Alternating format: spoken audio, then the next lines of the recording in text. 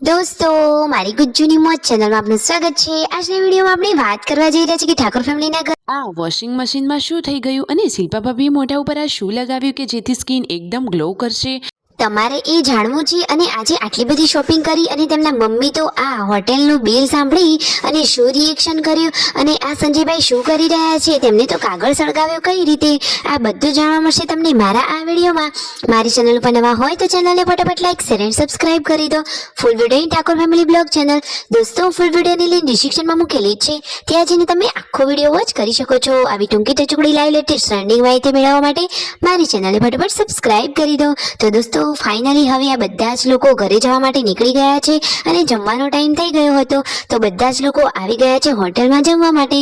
દોસ્તો આ હોટલનું લોકેશન જોરદાર છે, અંદર સરસ મજાના રીલ્સ અને ફોટોગ્રાફી થઈ શકે એવું છે અને ફાઇનલી જમવાનું ઓર્ડર કરી લીધું છે।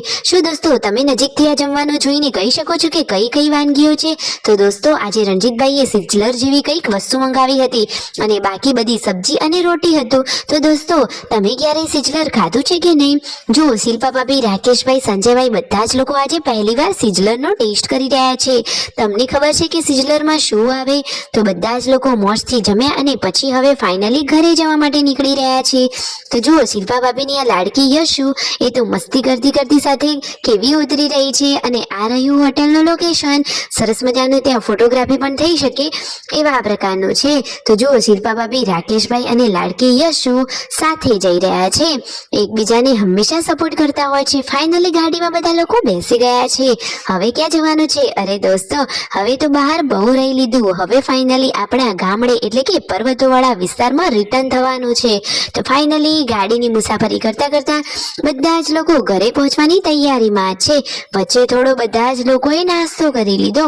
ફાઇનલી હવે ઘરે પહોંચી ગયા। પૂનમ ભાભી તો આવતા વેત જ ગાડી જોડે આવી ગયા અને વિયુ ને યશુ બંને તો એકબીજાને જોઈને ખુશ થઈ ગયા અને તેમના મમ્મીને આ વાત કરી કે પાર્વતી ભાભી 1100 વાળી લિપસ્ટિક લીધી અને દોસ્તો હોટેલનું બિલ તો આટલું બધું થયું એવું તેમના મમ્મીને કહ્યું તો તેમનું રિએક્શન શું હતું તમને ખબર છે?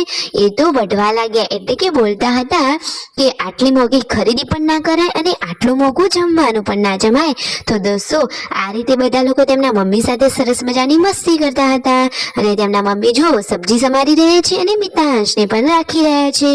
આ રીતે તેમને મોલમાં જે પણ કઈ વસ્તુ ખરીદી, કેવી મસ્તી કરી અને હોટલમાં જે ખાધું એ બધા જ વિશે ઘરે આવીને મમ્મીને વાત કરી અને બધા માટે જે સામાન લાવ્યા હતા એ હવે સંજયભાઈ બધાને આપી રહ્યા છે કે કયો સામાન કોનો છે એ રીતે બધી જ બચ્ચા પાર્ટીને આપી રહ્યા છે। અને આ વસ્તુ રહી વિયુની, વિયુ તો આ વસ્તુ જોતા વેત જ કેટલી ખુશ થઈ ગઈ।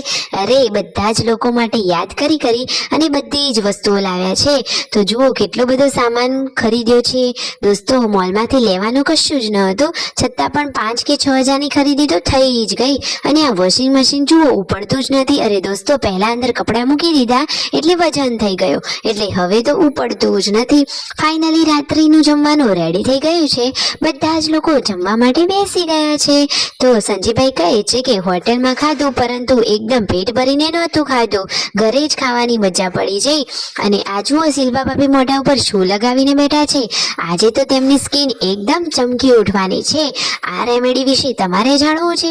દોસ્તો તેમને મોઢા ઉપર શું લગાવ્યું છે તમને ખબર છે? તો બેસન અને અંદર હલ્દી લગાવી અને પછી તેમને એનો લેપ ચહેરા ઉપર લગાવ્યો છે તો એમની સ્કિન તો એકદમ ગ્લો કરવાની છે। તમે પણ આ ટ્રાય કરી જોજો, રિઝલ્ટ દેખાય તો કોમેન્ટ કરજો। વિડીયો ગમ્યો હોય તો લાઈક શેર અને સબસ્ક્રાઇબ।